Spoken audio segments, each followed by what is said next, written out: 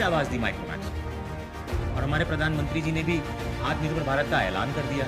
मुझे लगता है जिंदगी ने एक बार फिर वही लाकर खड़ा कर दिया जहां से सब शुरू किया था। पर इस बार जो कुछ भी करूंगा वो सिर्फ इंडिया के लिए। माइक्रोमैक्स वापस आ रहा है लेकर इन इंडिया के लिए।